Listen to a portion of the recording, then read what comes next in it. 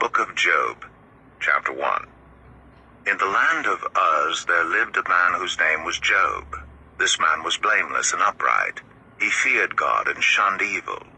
He had 7 sons and 3 daughters, and he owned 7,000 sheep, 3,000 camels, 500 yoke of oxen, and 500 donkeys, and had a large number of servants. He was the greatest man among all the people of the East. His sons used to hold feasts in their homes on their birthdays, and they would invite their 3 sisters to eat and drink with them. When a period of feasting had run its course, Job would make arrangements for them to be purified. Early in the morning he would sacrifice a burnt offering for each of them, thinking, "Perhaps my children have sinned and cursed God in their hearts." This was Job's regular custom. One day the angels came to present themselves before the Lord, and Satan also came with them. The Lord said to Satan, "Where have you come from?" Satan answered the Lord, "From roaming throughout the earth, going back and forth on it." Then the Lord said to Satan, "Have you considered my servant Job? There is no one on earth like him.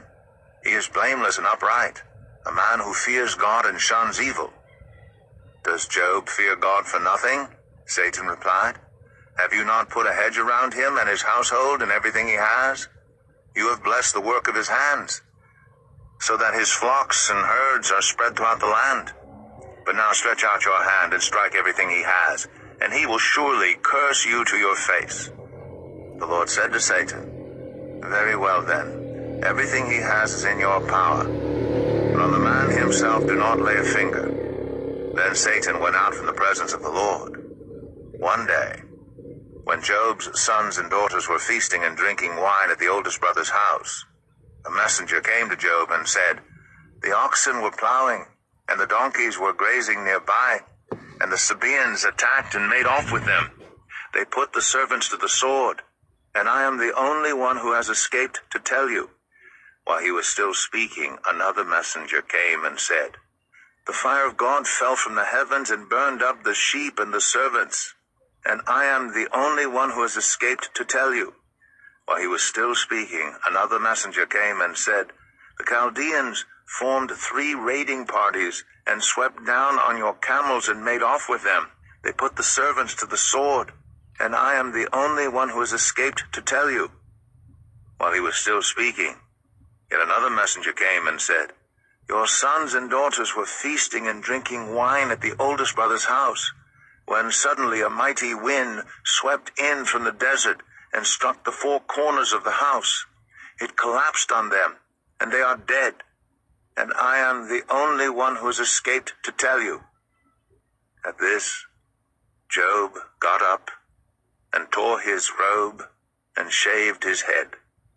Then he fell to the ground in worship and said, "Naked I came from my mother's womb, and naked I will depart. The Lord gave, and the Lord has taken away. May the name of the Lord be praised." In all this, Job did not sin by charging God with wrongdoing. Job 2. On another day the angels came to present themselves before the Lord, and Satan also came with them to present himself before him. And the Lord said to Satan, "Where have you come from?" Satan answered the Lord, "From roaming throughout the earth, going back and forth on it." Then the Lord said to Satan, "Have you considered my servant Job? There is no one on earth like him. He is blameless and upright, a man who fears God and shuns evil. And he still maintains his integrity, though you incited me against him to ruin him without any reason." "Skin for skin," Satan replied. "A man will give all he has for his own life. But now stretch out your hand and strike his flesh and bones, and he will surely curse you to your face." The Lord said to Satan, "Very well then, he is in your hands, but you must spare his life." So Satan went out from the presence of the Lord and afflicted Job with painful sores from the soles of his feet to the crown of his head. Then Job took a piece of broken pottery and scraped himself with it as he sat among the ashes. His wife said to him, "Are you still maintaining your integrity? Curse God and die." He replied, You are talking like a foolish woman. Shall we accept good from God and not trouble? In all this, Job did not sin in what he said. When Job's 3 friends, Eliphaz the Temanite, Bildad the Shuhite, and Zophar the Naamathite, heard about all the troubles that had come upon him, they set out from their homes and met together by agreement to go and sympathize with him and comfort him. When they saw him from a distance, they could hardly recognize him. They began to weep aloud, and they tore their robes and sprinkled dust on their heads. Then they sat on the ground with him for 7 days and 7 nights. No one said a word to him because they saw how great his suffering was. Job 3. After this, Job opened his mouth and cursed the day of his birth. He said, "May the day of my birth perish, and the night that said, a boy is conceived. That day, may it turn to darkness. May God above not care about it. May no light shine on it. May gloom and utter darkness claim it once more. May a cloud settle over it. May blackness overwhelm it. That night, may thick darkness seize it. May it not be included among the days of the year, nor be entered in any of the months. May that night be barren. May no shout of joy be heard in it. May those who curse days curse that day, those who are ready to rouse Leviathan. May its morning stars become dark. May it wait for daylight in vain, and not see the rays of dawn. For it did not shut the doors of the womb on me to hide trouble from my eyes. Why did I not perish at birth and die as I came from the womb? Why were there knees to receive me and breasts that I might be nursed? For now I would be lying down in peace. I would be asleep and at rest with kings and rulers of the earth, who built for themselves places now lying in ruins, with princes who had gold, who filled their houses with silver. Or why was I not hidden away in the ground, like a stillborn child, like an infant who never saw the light of day? There the wicked cease from turmoil, and there the weary are at rest. Captives also enjoy their ease. They no longer hear the slave drivers shout. The small and the great are there, and the slaves are freed from their owners. Why is light given to those in misery, and life to the bitter of soul, to those who long for death that does not come, who search for it more than for hidden treasure, who are filled with gladness and rejoice when they reach the grave? Why is life given to a man whose way is hidden, whom God has hedged in? For sighing has become my daily food. My groans pour out like water. What I feared has come upon me.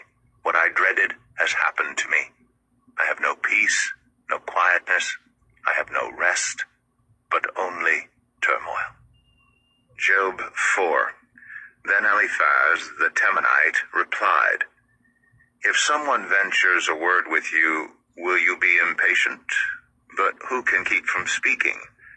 Think how you have instructed many, how you have strengthened feeble hands. Your words have supported those who stumbled. You have strengthened faltering knees. But now trouble comes to you, and you are discouraged. It strikes you, and you are dismayed. Should not your piety be your confidence, and your blameless ways your hope? Consider now, who, being innocent, has ever perished? Where were the upright ever destroyed? As I have observed, those who plow evil and those who sow trouble reap it. At the breath of God they perish. At the blast of his anger they are no more. The lions may roar and growl, yet the teeth of the great lions are broken. The lion perishes for lack of prey, and the cubs of the lioness are scattered. A word was secretly brought to me. My ears caught a whisper of it. Amid disquieting dreams in the night, when deep sleep falls on people, fear and trembling seized me and made all my bones shake. A spirit glided past my face, and the hair on my body stood on end. It stopped, but I could not tell what it was. A form stood before my eyes, and I heard a hushed voice. Can a mortal be more righteous than God? Can even a strong man be more pure than his Maker? If God places no trust in his servants, if he charges his angels with error, how much more those who live in houses of clay, whose foundations are in the dust, who are crushed more readily than a moth? Between dawn and dusk they are broken to pieces, unnoticed. They perish forever. Are not the cords of their tent pulled up, so that they die without wisdom?